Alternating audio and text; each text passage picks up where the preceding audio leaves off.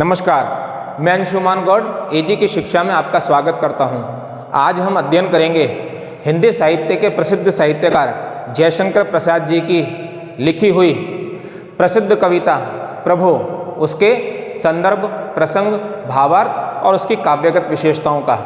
तो आइए प्रारंभ करते हैं इस कविता के वाचन से।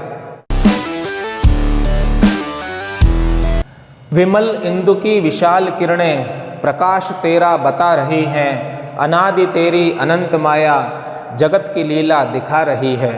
प्रसार तेरी दया का कितना, ये देखना है तो देखे सागर, तेरी प्रशंसा का राग प्यारे तरंग मालाएं गा रही हैं। तुम्हारा स्मित हो जिसे निरखना, वो देख सकता है चंद्रिका को, तुम्हारे हंसने की धुन में नदियाँ निनाद करती ही जा रही हैं। विशाल मंदिर की यामिनी में जिसे देखना हो दीपमाला, तो तारका गणों की ज्योति उसका पता अनूठा बता रही हैं। प्रभो, प्रेम में प्रकाश तुम हो, प्रकृति पद्मनी के अंशुमाली, असीम उपवन के तुम हो माली, धरा बराबर बता रही है। जो तेरी होवे दया दयानिधि, तो पूर्ण होता ही है मनोरथ, सभी ये कहते पुकार करके, यही तो आशा दिला रही है। अब हम देखेंगे इसके शब्दार्थ को।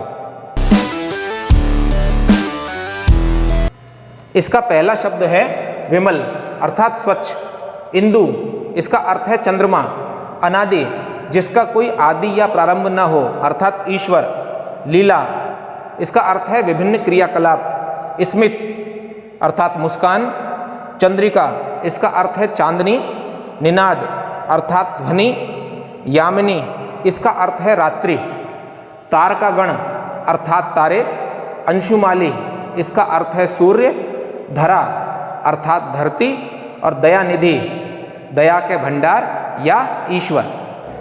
अब हम दृष्टि डालेंगे इस कविता के संदर्भ और प्रसंग पर।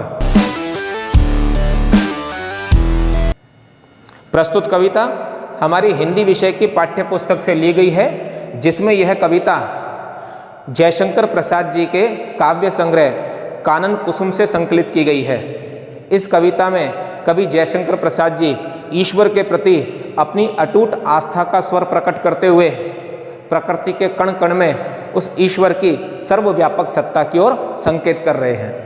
अब हम देखेंगे इस कविता के भावार्थ को।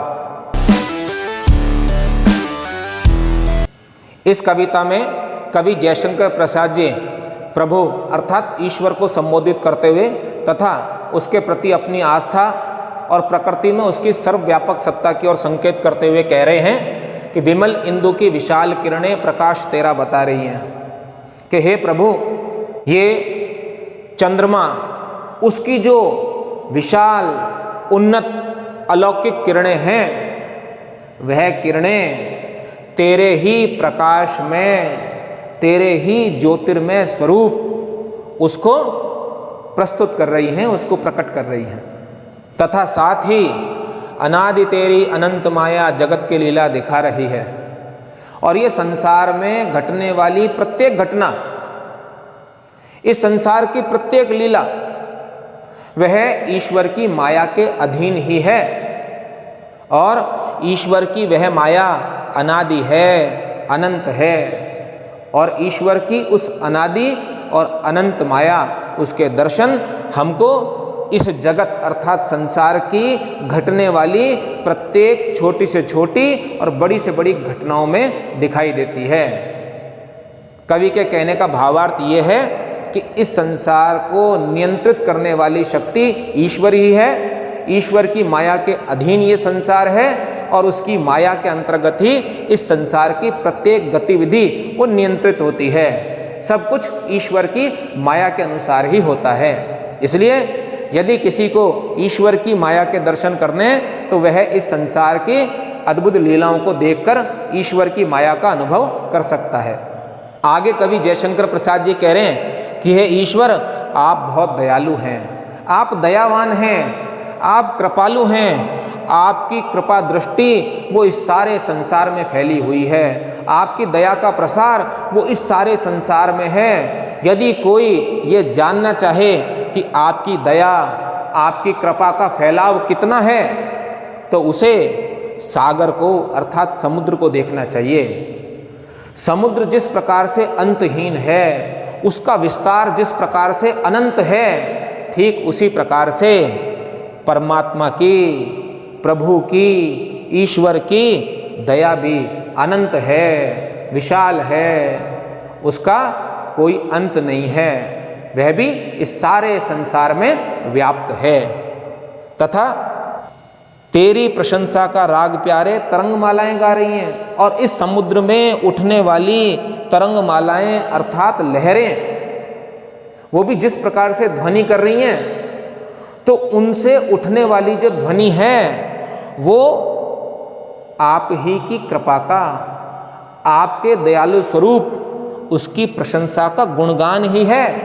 वो आपकी दयालु और कृपालु छवि, उसके स्वरूप, उसके गुणगान का गीत ही है, जो कि इस सागर से उठने वाली लहरों की ध्वनि के रूप में सुनाई दे रहा है। आगे कवि कह रहा है कि इस संसार में जिसे भी परमात्मा के चेहरे की स्मित अर्थात मुस्कान, उसको निरखना हो, उसको देखना हो, उसका अनुभव करना हो, तो वह परमात्मा की उस मुस्कान, उसका अनुभव चंद्रिका में कर सकता है। चंद्रिका अर्थात चांदनी, चंद्रमा से उठने वाली, चंद्रमा से निकलने वाली जो अलौकिक किरणें हैं, उज्जवल किरणें हैं, अर्थात उसकी चांदनी, वह चांदनी ही ईश्वर की मुस्कान है।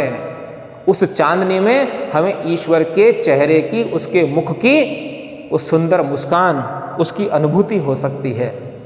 तथा तुम्हारे हंसने की धुन में नदियां निनाद करती ही जा रही हैं, और नदियों के निरंतर बहते रहने के फलस्वरूप जो कल कल की ध्वनि उत्पन्न हो रही है, नदी के प्रवाह की जो कल कल की ध्वनि है, वह ध्वनि भी ईश्वर की हंसी ही है।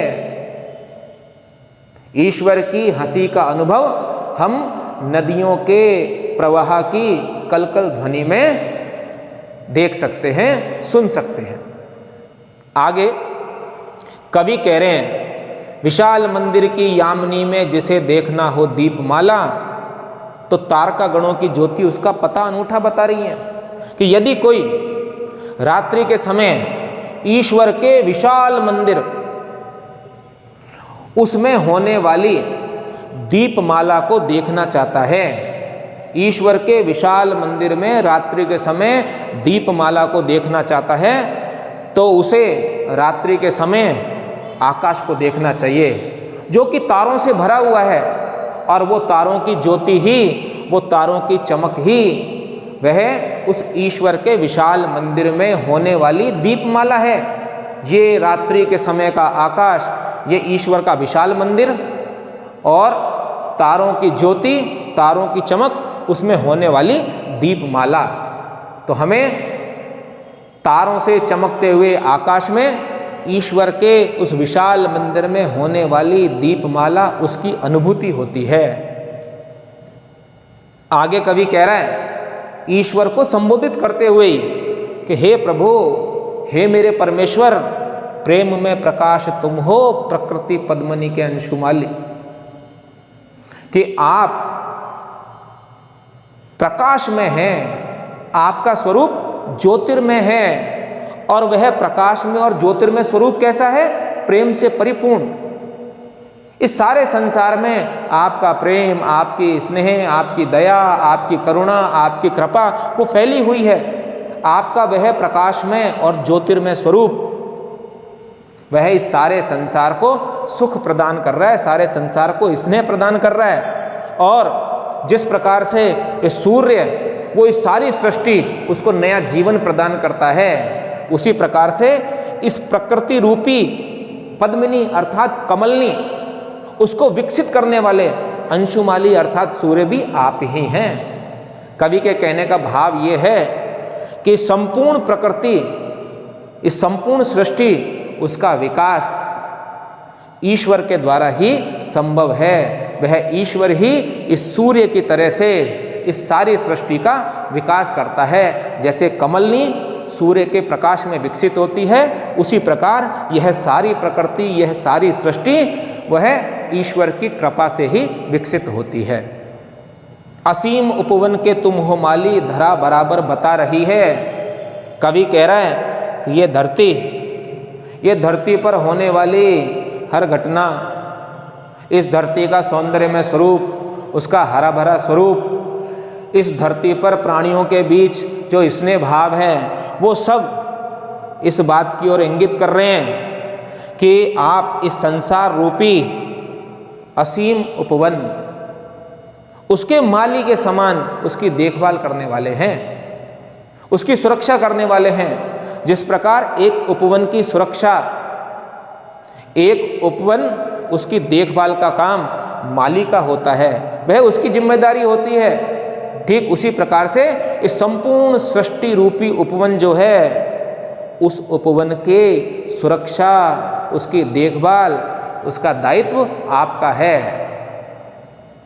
जो तेरी होवे दया दयानिधि, तो पूर्ण होता ही है मनोरथ, सभी ये कहते पुकार करके यही तो आशा दिला रही है। इन पंक्तियों में कवि जयशंकर प्रसाद ईश्वर को संबोधित करते हुए उसके दयालु स्वरूप को प्रकट करते हुए कह रहे हैं कि हे दयानिधि, अर्थात हे दया के भंडार प्रभु परमेश्वर, सभी लोग इस बात को पुकार के कह रहे हैं, सभी लोग इस बात को जानते हैं और इस बात को कहते हैं कि जो तेरी होवे दया, यदि आपकी दया हो जाए, आपकी कृपा दृष्टि हो जाए, तो इस संसार के प्रत्येक प्राणी के सभी मनोरथ वो पूर्ण हो जाते हैं। सबके मनोरथ पूर्ण होने के लिए आपकी कृपा दृष्टि ही चाहिए, आपके दया से ही ये संभव है। और यही बात कि ईश्वर की कृपा से सभी मनोरथ पूर्ण हो जाते हैं, यही बात इस सारे संसार को, सभी प्राणियों को, उनमें एक नई आशा उसका संचार कर रही है कि यदि ईश्वर की कृपा होगी, उसकी दया दृष्टि होगी, तो उनके सारे मनोरथ पूर्ण हो जाएंगे। तो आपका दयालु, आपका कृपालु स्वरूप वह इस संपूर्ण सृष्टि के अंदर एक नई चेतना का, एक नए उत्साह का संचार, एक नई आशा का संचार कर रहा है। अब हम देखेंगे इस कविता की काव्यगत विशेषताओं को। इस कविता की काव्यगत विशेषताओं में हम सर्वप्रथम भाव पक्ष की विशेषता देखेंगे। इस कविता में प्रकृति के माध्यम से, उसके विभिन्न उपादानों और क्रियाकलापों के माध्यम से ईश्वर के सर्वव्यापक स्वरूप को प्रकट करने का प्रयास किया गया है, तथा साथ ही ईश्वर के अनादि, अनंत, कृपालु, दयालु तथा स्नेह से परिपूर्ण स्वरूप को भी प्रकट किया गया है। कला पक्ष की दृष्टि से यदि हम देखें तो इस कविता में खड़ी बोली हिंदी का साहित्यिक रूप प्रयुक्त हुआ है, शब्दावली संस्कृतनिष्ठ और तत्सम प्रधान है, साथ ही तद्भव शब्दों का भी सहज प्रयोग मिलता है, भाषा सरल है, भावानुकूल है और प्रवाहमयी है।